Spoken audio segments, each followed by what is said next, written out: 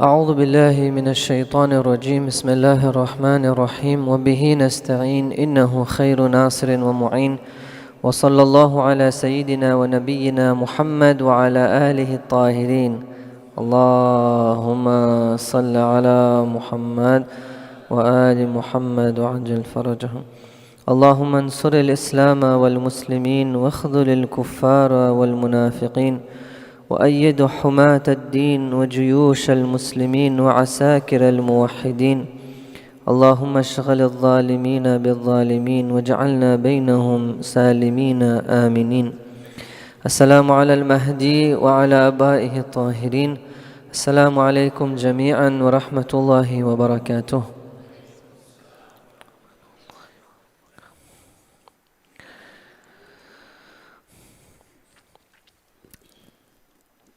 Une des choses qui est très évidente dans la vie de chaque personne, chacun d'entre nous, c'est l'image qu'on a de soi-même et le fait que notre image est très importante pour nous.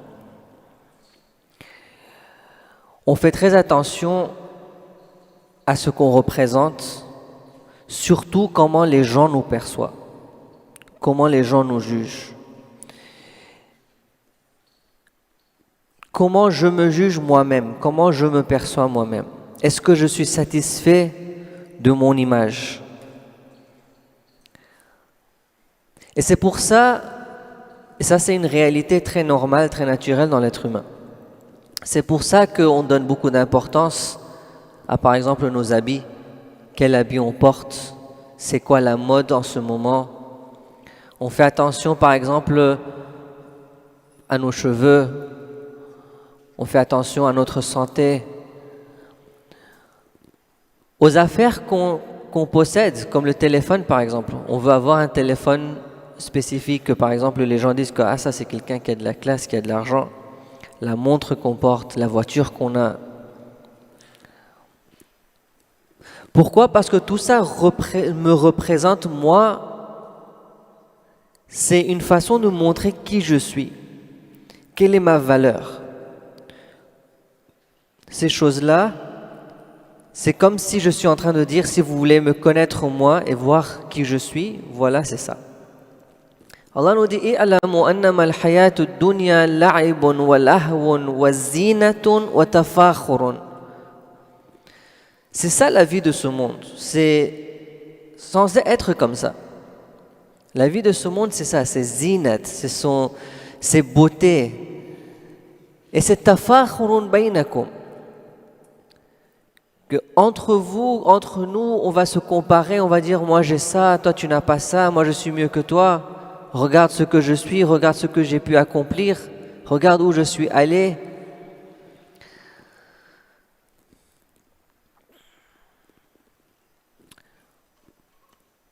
Et chaque personne se perçoit différemment et donc exprime cette perception de soi de différentes façons. Certaines personnes vont le faire à travers les habits ou par exemple le téléphone, la technologie. Certaines personnes vont le faire à travers par exemple l'intelligence. Ils vont essayer de vous montrer, regarde comment je suis intelligent, je connais tous ces faits, j'ai mémorisé toutes ces choses. J'ai eu 20 en maths, j'ai fait ça, je connais le nom de cette personne et de cet auteur et j'ai lu ce livre. Cette personne essaye de se montrer de cette façon-là. Une autre personne essaye de le faire en montrant sa spiritualité. Moi, je fais ibadat. Moi, par exemple, je fais beaucoup azadari, je fais les doa, je fais namaz et shab. La façon dont il s'habille, par exemple, pour montrer cet aspect religieux, il veut se montrer comme cette personne religieuse. C'est comme ça qu'il se perçoit, c'est ça sa valeur, il voit sa valeur dans ça et donc il essaye de montrer ça. Et donc, on est tous dans la recherche de cette valeur et d'être acceptés dans la société. Et chacun, on le fait de notre façon à nous.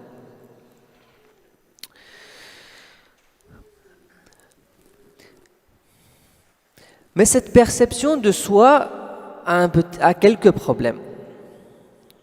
Et si on réfléchit un peu dessus, on peut commencer à trouver les problèmes. Surtout avec le perspective Tawhid que maintenant vous avez bien compris, vous allez voir que il y a des petits problèmes dans cette façon de voir les choses et de cette façon de faire les choses, des problèmes qui retirent la tranquillité de notre vie.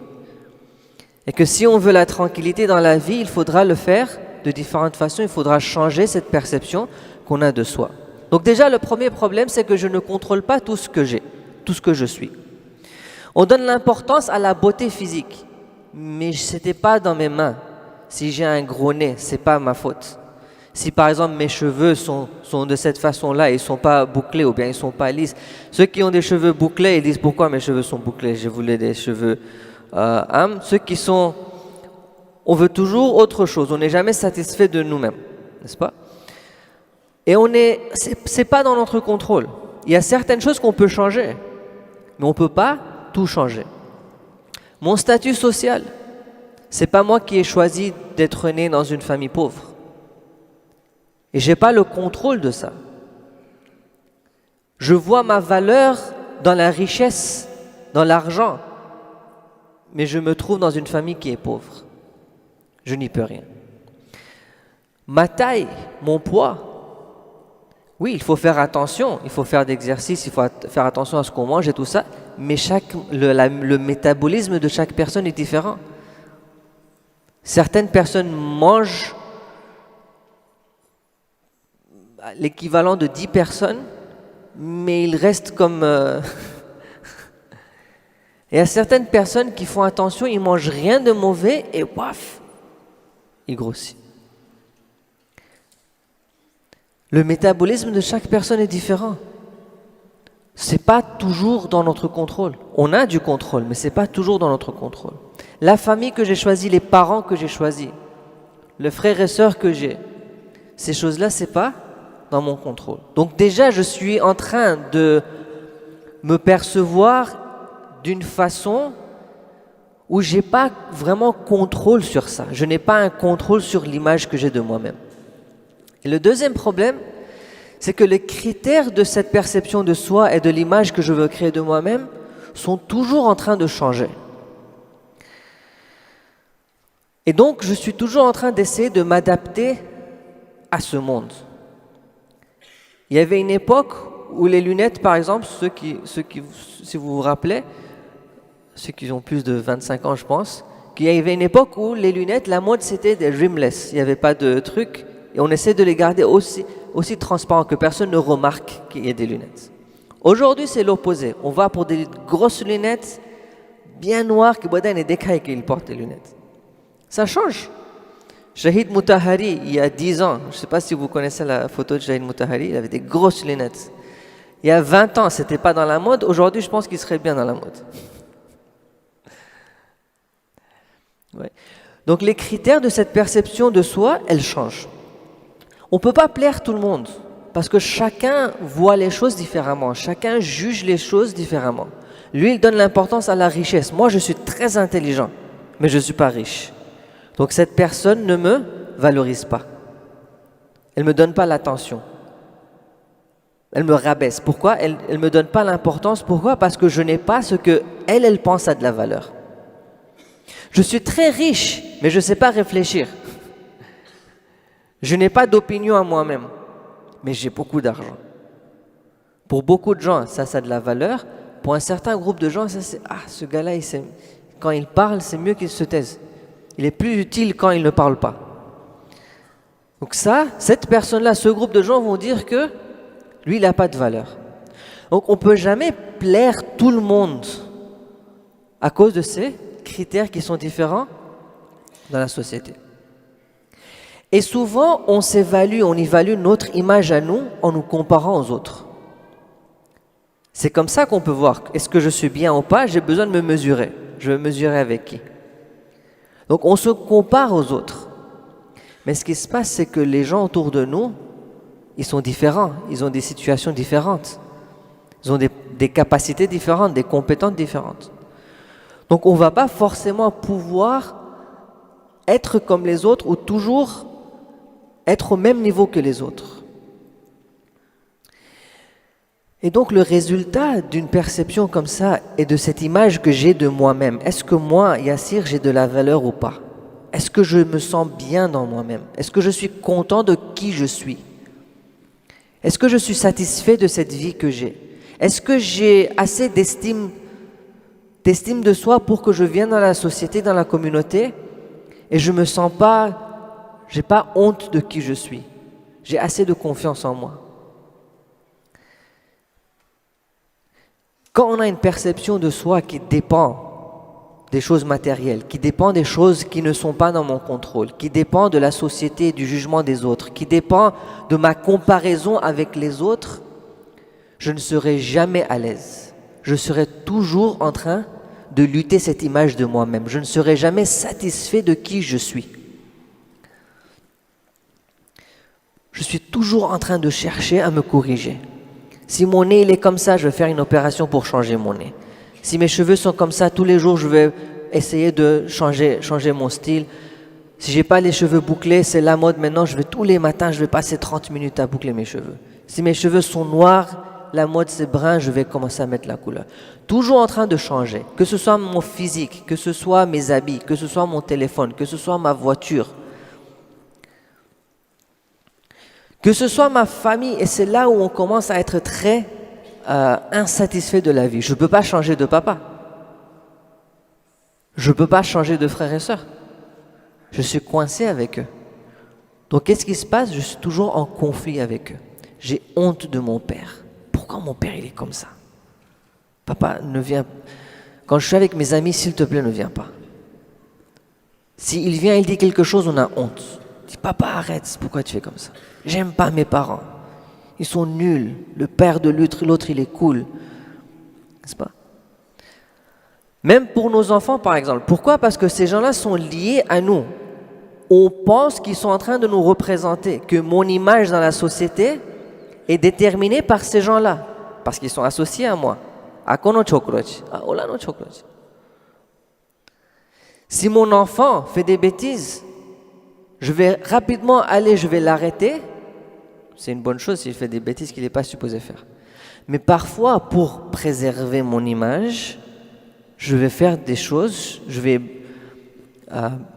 emprisonner mon enfant dans une discipline rigide. Pourquoi? Parce que je veux pas qu'il me représente mal devant les gens.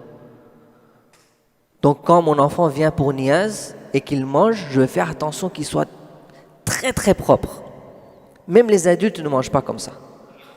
Pourquoi? Parce que s'il a un peu de sag ici ou s'il a un riz dans les cheveux, on va me juger à Kiwi Match.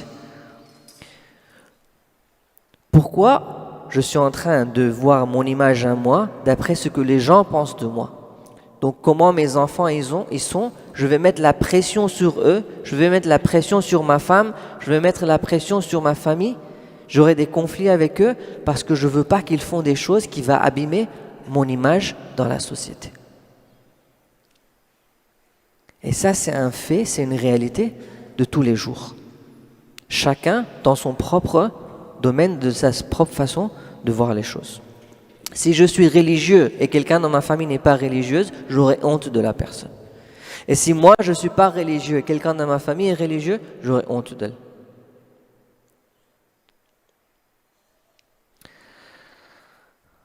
La question qu'on doit se poser et vraiment réfléchir là-dessus, c'est qu'est-ce qui donne à un être humain sa valeur? D'où est-ce qu'on retire cette valeur? Une valeur qui me donne une image de moi-même et une confiance en moi, qui peut me donner une stabilité, une tranquillité. Ça vient d'où ça? Si notre image et notre valeur vient de ces richesses du monde et de notre statut social et des parents qu'on a, des enfants qu'on a, les êtres humains ne sont plus égaux. On parle des droits de l'homme, on dit que l'être humain est égal, tout le monde est égal. Mais moi je suis né dans une famille pauvre, toi tu es né dans une famille riche. Comment est-ce qu'on est égal? Si tu as plus de valeur parce que tu as plus d'argent, ça veut dire que moi j'ai moins de valeur. On n'est plus égal. C'était même pas ma faute. Donc j'ai commencé ma vie derrière Je dois rattraper maintenant. Je me sens comme si je suis... On m'a traité injustement. Pourquoi, oh Dieu, tu m'as créé, tu m'as amené dans une famille qui est pauvre? Pourquoi j'ai dû commencer en arrière alors qu'eux, ils ont tous commencé devant? Pourquoi je suis né, par exemple, à La Réunion, quand Allah, tu aurais pu me faire naître dans une famille d'un alim akoum? J'aurais commencé devant, plus facile. Si notre valeur en tant qu'être humain est déterminée par ces choses-là, ça veut dire que on n'est pas égal en tant qu'être humain. Certains êtres humains sont supérieurs, d'autres sont inférieurs. Si on suppose que c'est ça le critère.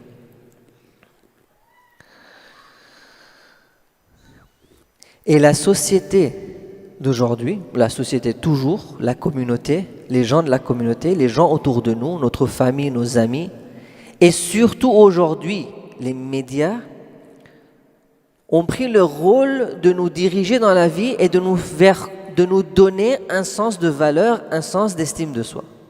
Chacun a son opinion de qu'est-ce que ça veut dire que tu as de la valeur. Les médias vont me dire, tu dois porter des habits comme ça, tu dois te comporter comme ça, tu dois travailler dans ce secteur-là, tu dois faire tout ça pour que tu aies de la valeur.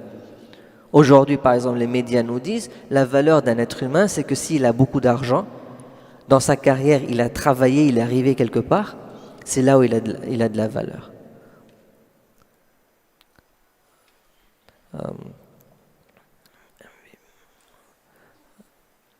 Il y a un mot, bon c'est en anglais de toute façon, donc c'est pas grave.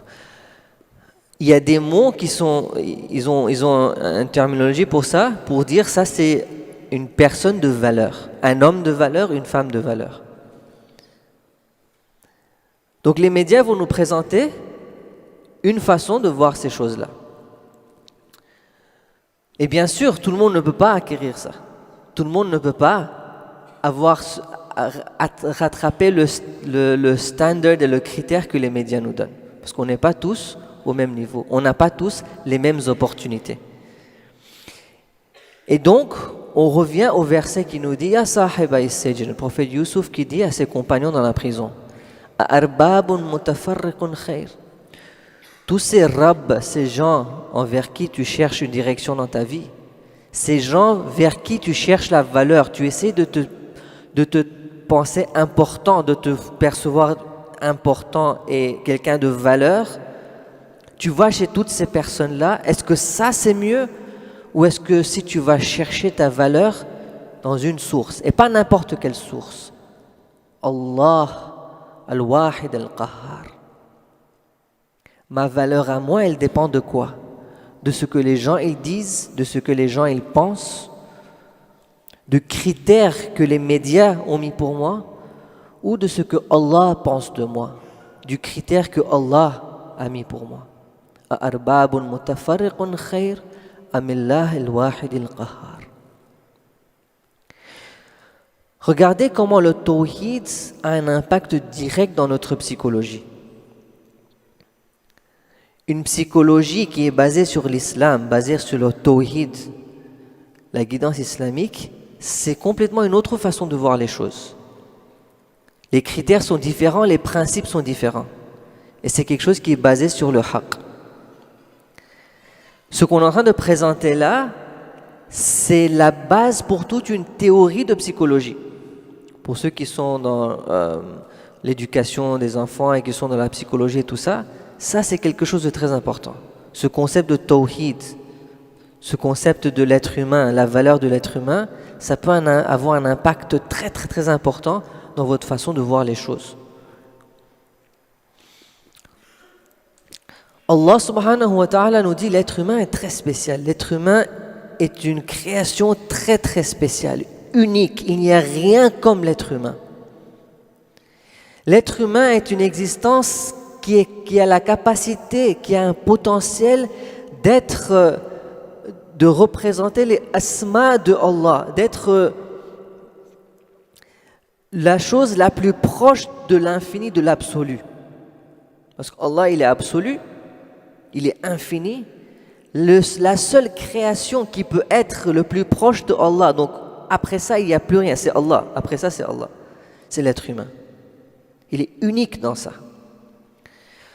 Allah, quand il a créé l'être humain, il dit وَنَفَخْتُ فِيهِ مِنْ رُوحِي. Allah nous a créé. La façon dont il explique la valeur de l'être humain, c'est qu'il associe l'être humain à soi-même, à son esprit. J'ai insufflé dans lui mon esprit. Bien sûr, c'est pas quelque chose de physique, c'est pas quelque chose de comme ça. Allah, il n'a pas d'esprit dans ce sens-là. C'est pour montrer l'association avec Allah. Comment nous on est fiers, on a une belle image de nous parce que mon enfant, mashallah, regardez, Quran Keklu Janet, il est associé à moi, donc je me sens fier.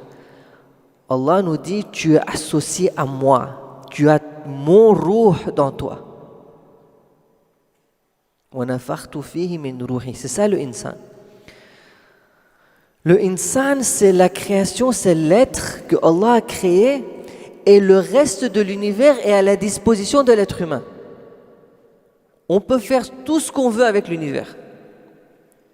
Toute cette technologie qu'on a, comment est-ce qu'on a pu manipuler tout ça? On est en train de manipuler pas seulement les animaux, les arbres, on est en train de manipuler les cellules, les molécules, les atomes. On est allé tellement loin. Tout ça, c'est sous le contrôle de l'être humain. L'être humain, c'est le représentant de Allah. De la même façon que Allah, il est Rabb, il contrôle, il a donné ce pouvoir à l'être humain, cette capacité. Bi'idhnillah, l'être humain est en train de contrôler jusqu'au fond, dans l'essence de la création. On peut manipuler les choses au niveau de l'atome. Peut-être même plus. Alam taraw anna Allah sakhara lakum ma fi as-samawati wa ma fi al-ard. Subhanallah. Ne voyez-vous pas qu'Allah vous a assujetti, il a mis sous votre contrôle, sakhara lakum, c'est pour vous, tout ce qui est dans les cieux et la terre.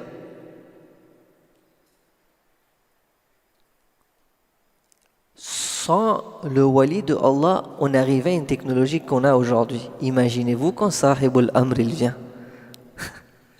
Quand lui il vient, qui a un point de sommet. Aujourd'hui, peut-être pour nous c'est un rêve d'aller dans d'autres planètes. Je sais pas moi. Quand Sahibul Amr il vient, qu'est-ce qu'on va faire? Tout ça c'est l'être humain qui est comme ça. C'est le insan. Moi je suis comme, c'est ce que Allah m'a créé. وَلَقَدْ كَرَّمْنَا بَنِي آدَمَ. Allah nous a créés avec honneur et dignité. وَحَمَلْنَاهُمْ فِي الْبَرِّ وَالْبَحْرِ وَرْزَقْنَاهُمْ. Encore une fois, il nous montre, Allah nous a créés avec un honneur, un karam, et nous a rendus supérieurs à toutes les autres choses.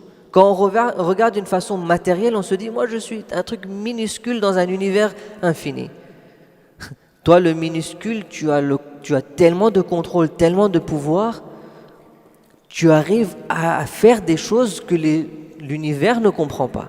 Toi, tu comprends l'univers, il est juste là, il est là pour toi, pour que tu découvres, pour que tu comprennes, pour que tu avances, pour que tu réfléchisses. Tout ça, c'est pour nous en tant qu'être humain.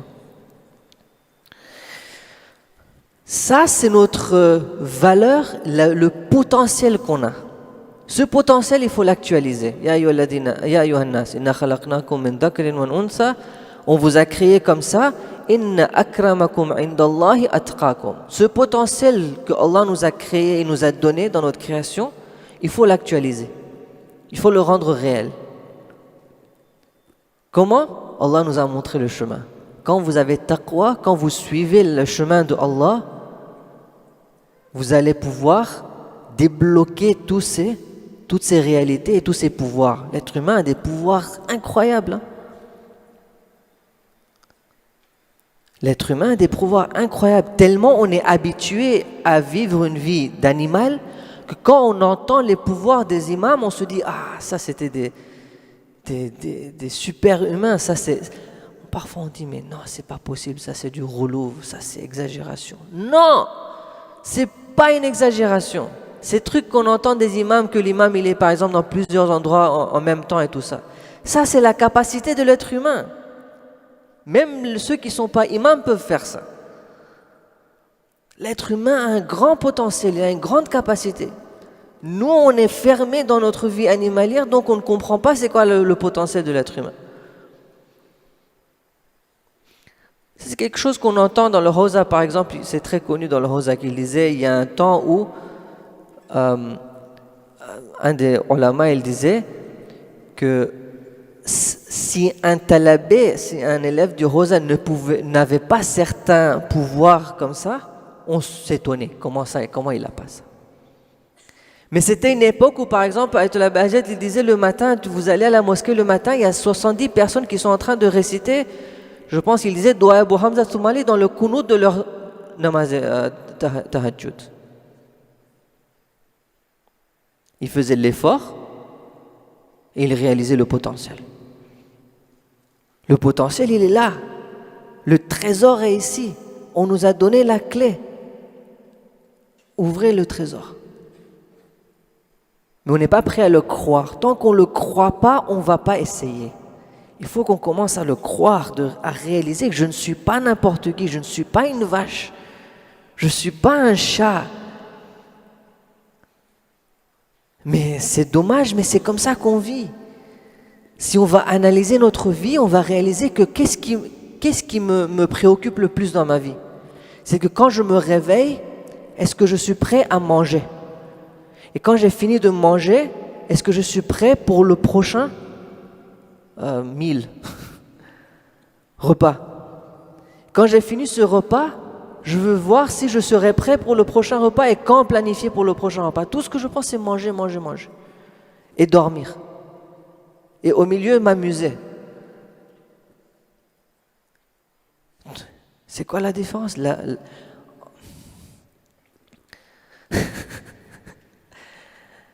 Balhum adal.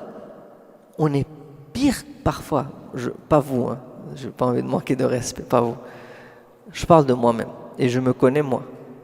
Même si Allah, alhamdoulilah, il est satar al-uyub, il couvre mes mauvaises actions, donc vous voyez que du bien. Moi, je me connais. Je ne vois pas c'est quoi la différence entre moi et un animal pareil. Parfois, je me dis, l'animal, il est mieux. Lui, il ne s'inquiète pas pour son risque. Il a assez de tawakkul. Il sait, ça va venir. Moi, je suis tout le temps préoccupé à ça sera assez ou pas, je travaille plus, je fais comment? Tout le temps on est en train de penser de ça. Allah m'a donné un cœur pour faire tadabbur, pour réfléchir. Je ne l'utilise pas. Bon, je l'utilise pour réfléchir quelle recette, quelle combinaison de trucs mettre que ça va me donner un bon dessert. Lahum a'yunun la yubsiruna biha. Lahum adhanun la yasma'una biha. Tout le potentiel que Allah m'a donné en tant qu'être humain, je ne l'utilise pas. Je l'utilise au niveau de l'animal. Ulaika kal an'am. Donc je suis comme un animal alors. Balhum adhal. C'est pire, l'animal il ne pouvait pas. Moi je suis sûr que si la vache pouvait, elle serait mieux que moi. Mais elle ne peut pas, Allah ne l'a pas créé avec la capacité de réfléchir. Donc c'est ma chance à moi que je ne suis pas plus nul qu'une vache. C'est Allah qui l'a bloqué. Sinon, je n'aurais pas gagné cette course. Ulaika humul ghafilun. On est ghafil, on est inconscient de ce potentiel. Donc comment est-ce que je peux améliorer cette image de moi-même? Comment est-ce que je peux développer cette valeur dans moi? Donc déjà, je dois comprendre et savoir que ma valeur en tant qu'être humain ne se trouve pas dans le monde matériel, dans le fait que j'ai plus d'argent ou je suis plus intelligent que quelqu'un, dans le fait que je suis dans une famille qui a le prestige, qui a une position dans la société, du fait que ça c'est mon éducation, du fait que je suis beau, je suis belle. C'est pas ça ma valeur. Déjà que je comprends ça. Une fois que je me suis détaché de ce critère, de ce système qui me force à me voir d'une façon spécifique et je m'attache à un autre système, le système de Tawhid. Quand je n'ai plus besoin de me comparer aux autres, quand je trouve ma valeur dans ce qui a vraiment la valeur, dans le fait que je suis associé avec Allah subhanahu wa ta'ala, que je suis lié à lui, que je suis sa création, que j'ai son ruh, que j'ai la capacité de manifester ses noms, c'est là où je vais me sentir un peu plus à l'aise. Je pourrais me concentrer sur ce que je dois faire. Je sais que je n'ai plus besoin de courir derrière ces choses-là. Je vous dis seulement une anecdote à propos de ça, cette image-là. Il y a 2-3 ans, j'avais une session avec un groupe de filles sur comment les gens me perçoivent. Et j'avais fait cette expérimentation, j'avais pris 2 bagues. Une bague, celle-là. Pourquoi ça ne marche pas? Celle-là. Vous pouvez deviner c'est quoi? C'est de l'or? Ça coûterait combien? Ça, c'était une bague de $2000. Non, c'est de l'or. C'est de l'or de $2000. Ça, c'est une bague que j'ai achetée juste en dehors du haram à, je pense, 10 centimes. D'accord? Et dans le cours, c'était ça le sujet, de comprendre la valeur des choses. Et j'ai montré ça, j'ai montré ces images, j'ai dit qu'est-ce que vous choisirez? Et toutes les filles ont dit lequel? Bien sûr celui-là, n'est-ce pas? Tout le monde a choisi ça. Super, ça a marché déjà. Et puis on a discuté, et puis je les ai donné ces deux bagues. Elles ont vu les vraies bagues. Elles ont vu les bagues, c'était des filles de 12 à 16 ans. Elles ont vu la bague, la moitié a quand même choisi celle-là. Alors que elles avaient une bague de $2000 dans leurs mains, elles ont choisi celle de 10 centimes. Et la raison, c'était ça. Et la leçon qu'on voulait tirer de ça, c'est 2 choses. Premièrement, c'est que parfois on ne réalise pas la valeur de quelque chose. Parce que notre ma'rifat, il n'est pas là. Je ne comprends pas que cette bague, c'est en or. Je ne sais pas aussi beau. Elles appelaient ça cute. Et c'est pour ça qu'elles l'ont choisi. À l'âge de 12 ans, 13 ans, c'est plus important que quelque chose soit cute, même si c'est pas cher. Donc pour elle serait prête à laisser la bague de $2000 pour une bague de 10 centimes. Parce que son ma'arifat, c'est ça, elle voit la valeur dans cette chose-là, alors que cette chose n'a pas de valeur. Et c'est ça que les médias sont en train de faire. Ils sont en train de nous dire, l'être humain, ta valeur c'est dans ta beauté, dans ton visage, dans tes habits, dans ta voiture, dans ton téléphone, ta montre. On est en train de nous faire croire que ça a de la valeur. Et la deuxième leçon, c'était ça. C'est que ça, c'est Photoshop. J'ai demandé à un ami, moi je ne maîtrise pas Photoshop, j'ai demandé à un ami de prendre la bague et d'enlever les couleurs et le côté qui brille et tout ça. Donc quand j'ai montré ça, personne n'a reconnu que ça c'est une bague en or. Le fait que les médias sont en train de manipuler la réalité pour nous. L'image qu'elles nous donnent d'une bague de 10 centimes, ça nous fait vouloir, je veux cette bague. Et la bague qui est de $2000, je ne suis pas prêt à la prendre. C'est pas beau. Ils manipulent nos perceptions, même nos perceptions visuelles. Donc c'est important pour nous de s'éduquer, de comprendre notre valeur en tant qu'être humain. Quelle est ma valeur? Je ne suis pas ce que les médias disent, je ne suis pas ce que les gens disent, je suis beaucoup plus que ça, je suis beaucoup plus important que ça. Pourquoi je me limite à quelque chose qui n'a pas de valeur? Ce corps physique, il va se détruire bientôt, il va partir. Ma valeur est beaucoup plus grande que ça. La deuxième chose, c'est que je commence à réaliser que je suis en contrôle de ma valeur. Il n'y a pas eu d'injustice quand je suis né avec un nez tordu, avec une petite taille, un peu gros, pas trop intelligent. C'est pas grave, c'est pas ça qui me donne ma valeur en tant qu'être humain. J'utilise tous les stéréotypes des médias. Il n'y a rien de mauvais à avoir un nez tordu, à être un peu gros, à être un peu court. Je suis tout ça. Je ne pense pas que c'est trop mauvais. Parce que ma valeur n'est pas dans ça. je commence à réaliser que ma valeur est dans des choses qui sont dans mon contrôle. وَمَنْ أَرَادَ الْآخِرَةَ وَسَعَى لَهَا سَعْيَهَا وَهُوَ مُؤْمِنٌ فَأُولَٰئِكَ كَانَ سَعْيُهُمْ مَشْكُورًا. Notre valeur est dans notre effort. Combien d'efforts je fais pour me rapprocher de mon but final. Peut-être qu'en termes matériels, je ne suis pas là, je ne suis pas en haut. Mais l'effort que je fais pour me rapprocher d'Allah, pour devenir vraiment un être humain, ça me rend quelqu'un de beaucoup de valeur, même si le monde autour de moi ne l'apprécie pas. C'est comme si j'ai une bague de $2000 dans la main, mais les gens n'apprécient pas. Ça ne diminue pas la valeur de cette bague. Vous dites quoi que ce soit, cette bague garde sa valeur.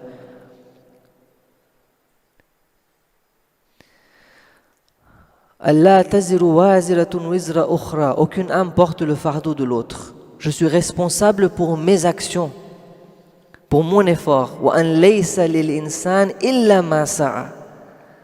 On n'aura que ce qu'on a essayé de faire. Wa anna sa'yahu sawfa yura. Ne vous inquiétez pas, votre effort, les gens ne le voient pas. Allah le voit. Et c'est qui le juge réel? C'est Allah subhanahu wa ta'ala. C'est lui qui te donne le critère. C'est lui qui dit qu'est-ce qui a vraiment la valeur, qu'est-ce qui n'a pas de valeur. Donc quand je veux me juger, je vois est-ce que je fais l'effort, est-ce que Allah subhanahu wa ta'ala est content de ça? Et il me juge d'après mon effort et il voit mon effort. Lui, il note tout ce qui se passe. Les gens ne vont pas voir, je travaille dans le background, je fais tellement d'efforts bénévoles, je sacrifie plein de choses. Personne ne le réalise. Les gens pensent que je suis quelqu'un de normal. Mais Allah le voit, Allah sait combien de valeur j'ai. Et c'est ça qui compte, c'est ça la réalité. Et puis les gens qui savent pas, ça ne me regarde pas. Je suis indépendant de ce que les gens y pensent. Et quand je développe cette indépendance des gens, je peux finalement trouver cette tranquillité parce que je ne suis pas en train de courir derrière des choses que je ne vais jamais atteindre. On ne pourra jamais satisfaire le monde. On ne pourra jamais être comme on nous le dit dans les médias. Peut-être 5%. Même ça, j'exagère. 5% peut-être du monde pourra être comme les médias le disent. Même ceux qui sont dans les médias, les influenceurs, ils sont en train d'inventer, ils ne sont pas vraiment comme ça dans la vie.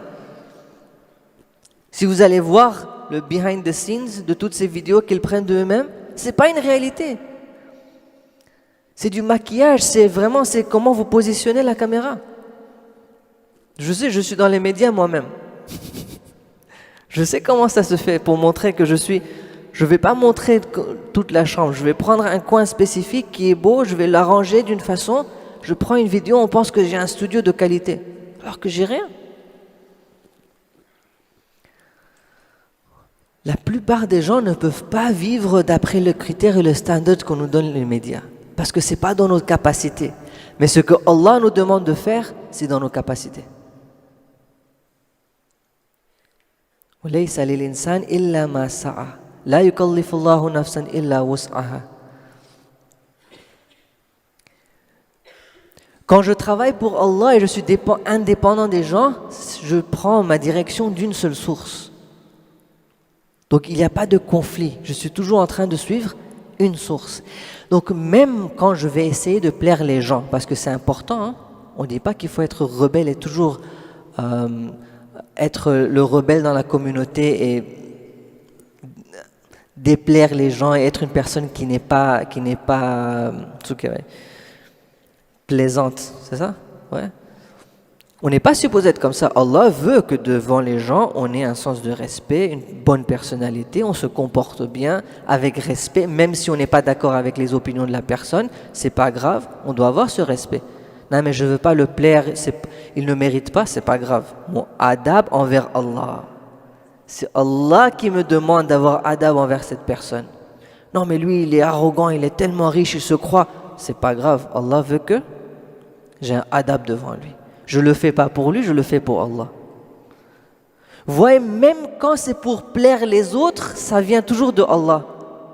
Donc j'ai la tranquillité. Je sais que Allah, il est content de moi.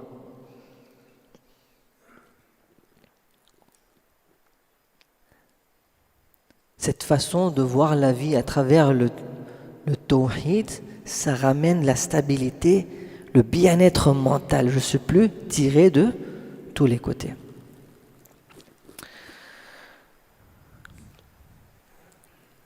Tant que je suis abd de Allah, tant que je me soumets à Allah et je fais ce que lui il veut, et je fais un effort vers ce que lui il veut, je suis assez bien.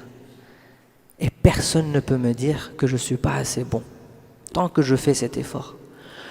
Donc je peux me comparer qu'à moi-même, à une meilleure version de moi-même. Et je me compare à mes capacités. Je dis à Allah, je sais que je peux être mieux, je vais faire un effort. Je peux dire à Allah, oh Allah, j'ai fait mon mieux. Ça, c'est le meilleur que je pouvais faire. Quand j'arrive à un état pareil, je ne suis pas inquiet, je suis content, je suis satisfait de ma vie. On veut vivre la ilaha illallah, pas seulement dire la ilaha illallah. Wa sallallahu ala sayyidina Muhammad wa ala alihi at-tahirin. Sallu ala Muhammad wa ali Muhammad wa ajal al-faraj. Tiens.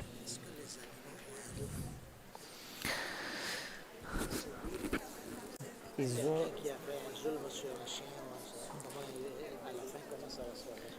Le zoom sur les animaux, c'est pas forcément qu'ils aient un loup ou pas.